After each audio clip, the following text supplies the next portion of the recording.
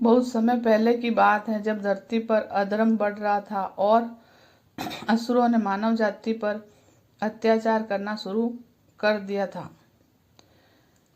ऋषि मुनियों जो तपस्या और धर्म का पालन करते थे, असुरों के अत्याचारों से व्यतीत थे, वे भगवान शिव की शरण में गए और उनसे प्रार्थना की, हे महादेव, कृपया कर हमें इन अत्याचारों से मुक्ति दिलाइए। भगवान शिव ने मुस्कुराते हुए कहा, धैर्य रखो, धर्म की रक्षा के लिए मैं स्वयं अवतार लूंगा। एक दिन काशी के पास एक छोटे से आश्रम में एक दिव्य बालक का पाटिच्य हुआ। वह बालक अत्यंत तेजस्वी था, उसके मुख पर अलौकिक प्रकाश था। साधु संतों ने उसे बटुक नाम दिया। ये कोई साधारण बालक नहीं था, बल्कि स्वयं भगवान शिव का अवतार था, जो अधर्म का नाश करने और भक्तों की रक्षा करने आए थे। बचपन से ही बटुक आश्चर्यजनक शक्ति के धनी थे। वे छोटे छोटे चमत्कारों से लोगों की सहायता करते और असहायों की रक्षा करते। जब कोई संत या भक्त संकट में होता तो बटुक प्रकट होकर उसकी सहायता करते। उनकी बाल सुलभ हंसी भी इतनी दिव्य थी कि मात्र उससे सुनकर भक्तों के कष्ट दूर हो जाते।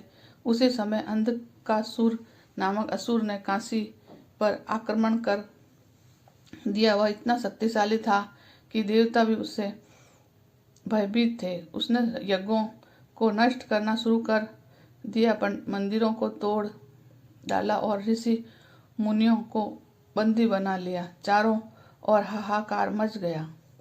जब यह समाचार बटुक को मिला तो वे तुरंत काशी पहुंचे। वहां उन्होंने देखा कि असुर अपने ही सैनिकों के साथ निर्दोष लोगों को पीड़ा पहुंचा रहा था। बालक बटुक ने अपनी देवी शक्ति से एक विशाल त्रिशूल उत्पन्न किया और अंधकासुर को चेतावनी दी, अधर्मी, यदि तूने अपना मार्ग नहीं बदला तो तेरा नाश निश्चित है। अंधकासुर बटुक को एक साधारण बालक समझकर हंसने लगा। उसने अपनी शक्ति से एक बड़ा मायावी युद्ध आरंभ किया, लेकिन बटुक की दृष्टि मात्र से ही उसकी सारी माया नष्ट हो गई। जब अंधकासुर ने बटुक पर आक्रमण करने की चेष्टा की तो बटुक ने अपने त्रिशूल से उसे भस्म कर दिया। अंधकासुर के वध के बाद काशी में पुनः शांति स्थापित हो गई। ऋषि मुनियों ने बटुक की स्तुति की और उन्हें बटुक भैरव के रूप में पूजा प्रारंभ कर दिया। उन्होंने समझ लिया कि ये कोई साधारण बालक नहीं है, बल्कि स्वयं भगवान शिव थे, जो धर्म की रक्षा के लिए प्रकट हुए थे। ये कथा हमें यह शिक्षा मिलती है कि उम्र, कद या रूप से शक्ति का आकलन नहीं किया जा सकता। सच्ची शक्ति सत्य, धर्म और न्याय के मार्ग पर चलने में है। जब भी अधर्म और अन्याय बढ़ता है तो ईश्वर किसी न किसी रूप में अवतार लेते हैं और सत्य की विजय अनुचित करते हैं। तो जय श्री कृष्ण। सा अच्छी कथा लगे तो लाइक और सब्सक्राइब कर दो।